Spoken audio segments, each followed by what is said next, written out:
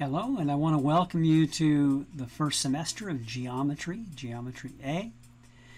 Geometry is a fascinating subject. It's probably one of my favorite, and actually it is my favorite subject to teach because it is so visual. We deal with geometry all over the place. It's in our lives constantly. Everywhere we look, we see shapes.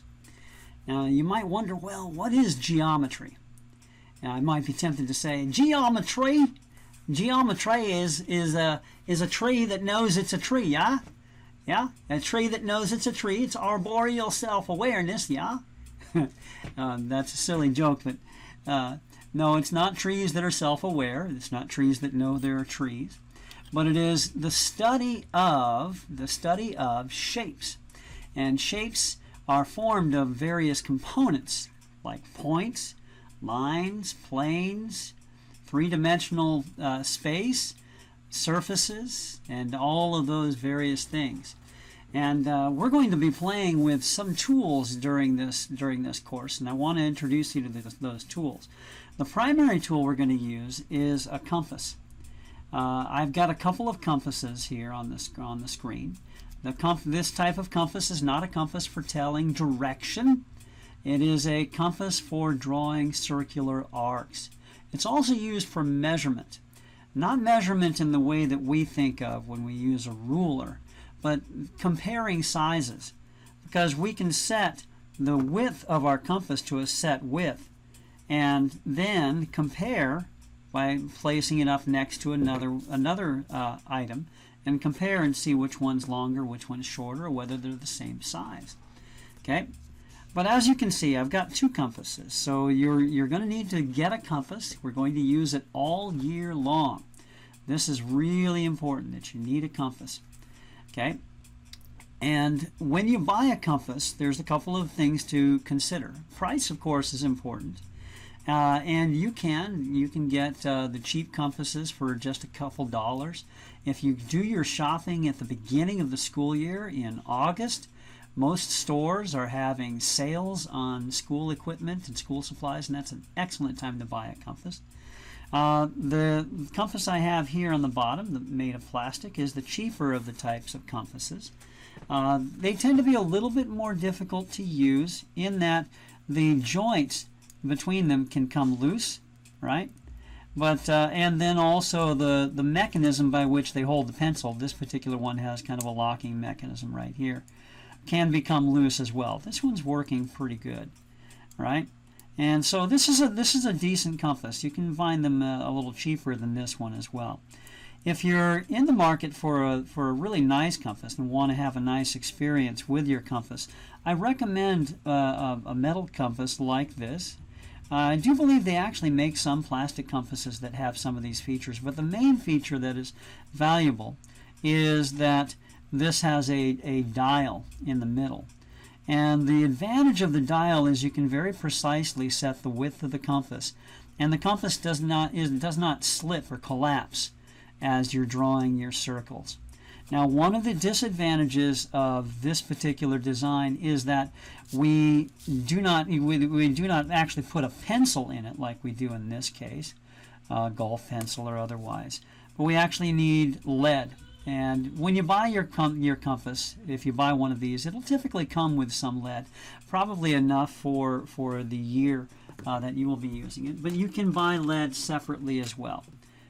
This is a container of lead that I've got that contains red and black. The red is not very useful for what we're using here. We're going to use black most of the time. And the other thing to consider is that when you use lead like this, it does need to be sharpened. Now, the tip comes sharpened already, but when it comes to sharpening yourself, basically all you need to do is get a piece of sandpaper, like a 200, 500 grit or so, or even higher, and you hold the compass sideways, and you scribble on this side, just one side, just flatten one side. It'll make a nice sharp edge for you to be able to draw a nice crisp line. Okay.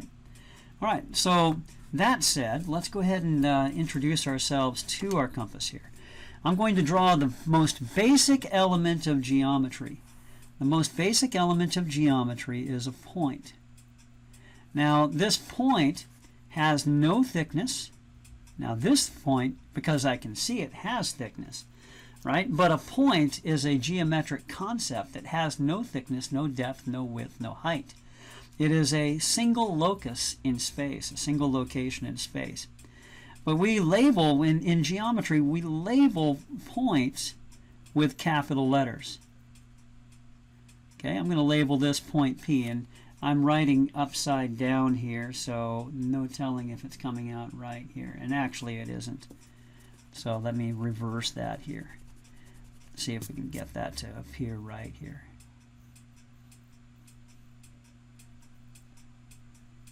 There we go.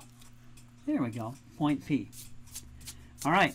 And so you can use that point to do a number of things. We can draw a line through a point. We can use a straight edge. Now this happens to be a ruler. There is a fine distinction between a ruler and a straight edge. A ruler has measurement marks on it. A straight edge does not. However, we can use a ruler as a straight edge if we ignore the marks on it. Right? So we can draw a line or a line segment passing through the point.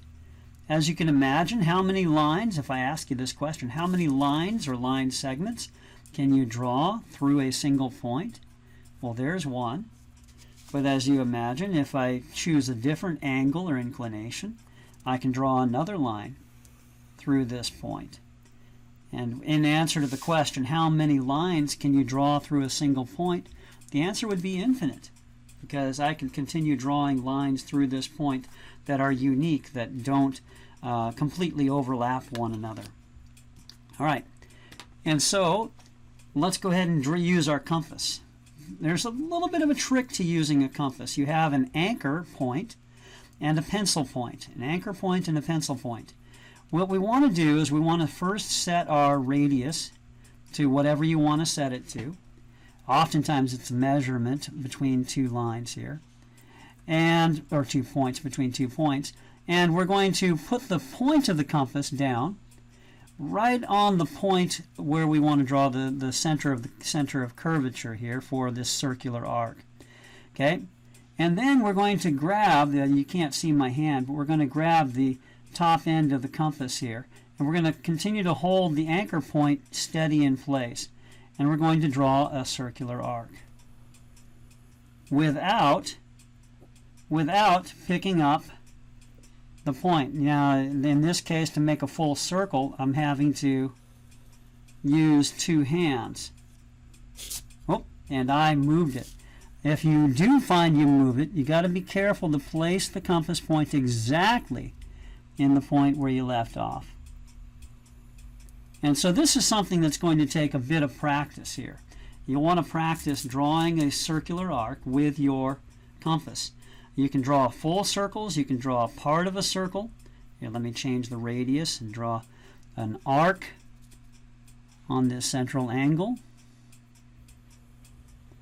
Okay. All right.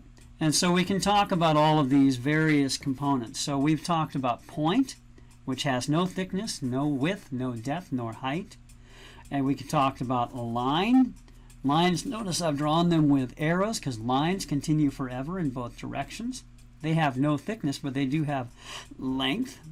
And then we've talked about circular arcs, which are like lines and line segments. A full circle is like a never-ending arc.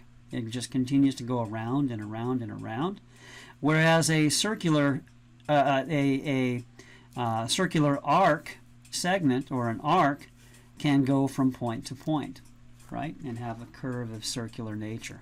So that's kind of the introduction to some of the things we're going to be doing. You're going to need a compass, so please take the time to shop around. Get a compass if you don't have one, and you'll need a straight edge of some kind.